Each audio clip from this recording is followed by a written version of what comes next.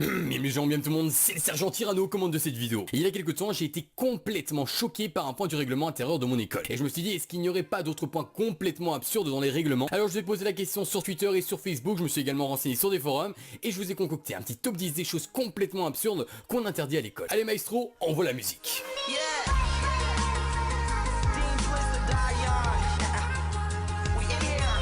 Et on commence avec ce top 10 avec le chewing-gum. Il faut savoir que dans de nombreuses écoles, ce chewing-gum est interdit. Et je trouve ça complètement absurde qu'on interdise ce chewing-gum, surtout quand on connaît les bienfaits de celui-ci au niveau du calme, au niveau de la concentration. Alors effectivement, je pense qu'il est interdit par rapport au fait que s'il était autorisé, il y a évidemment des gens qui abuseraient. Cependant, s'il était encadré avec une limite correcte, je pense que ce chewing-gum pourrait être un des meilleurs outils pour réussir.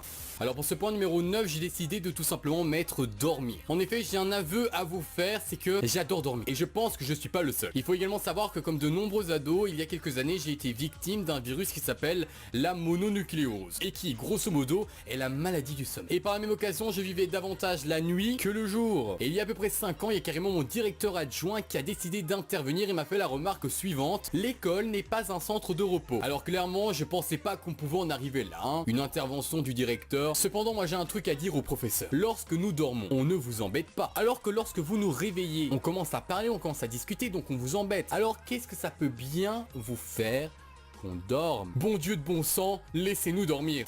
Ces dernières années, le legging est devenu particulièrement tendance chez les filles et mettent clairement en avant leur forme. Ces écoles interdisent le legging car évidemment il y en a toujours qui sont dans l'excès. Personnellement, je ne suis pas contre les leggings, mais il est vrai que certaines personnes utilisent plus pour mouler des parties de leur corps et attirer l'attention qu'autre chose. Je pense qu'il y a bien d'autres façons d'attirer l'œil et d'être aimé. Repensez à ça.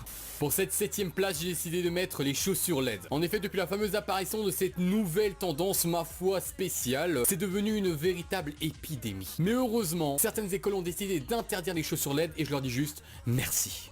Place numéro 6, c'est flirter. Alors là oui, j'ai juste un seul mot qui me vient à la bouche, c'est what the fuck. Alors oui, dans un grand nombre d'écoles, il est interdit d'embrasser, de flirter, de tenir la main. Mais où va le monde? Je trouve ça quand même dingue de la part des écoles de limiter la liberté des sentiments des élèves. Continuons maintenant avec les pantalons troués et les camouflages militaires. Alors ici, sûrement encore une phobie de la part des écoles quant à une éventuelle rébellion massive des élèves. En tout cas, un grand nombre d'établissements ont interdit ce genre de pantalons et je trouve ça quand même assez fort. En effet, ce n'est pas parce qu'on porte ce genre d'habit que demain on va débarquer avec des kalachnikovs à l'école. Un peu de bon sens quand même. Ah, la fameuse barbe et les cheveux longs. Dans une de mes précédentes vidéos, j'avais dit qu'un élève avait été sanctionné pour avoir eu les cheveux un peu trop longs. Alors en effet, la pilosité un peu trop abondante a l'air de déranger. En passant par les cheveux longs jusqu'à la barbe, eh bien il y a de nombreuses personnes qui ont été sanctionnées ou un minimum d'avoir reçu un bon nombre de réflexions. Heureusement pour moi, mon école est assez tolérante sur ce point-là, car sinon j'aurais été clairement dans la merde.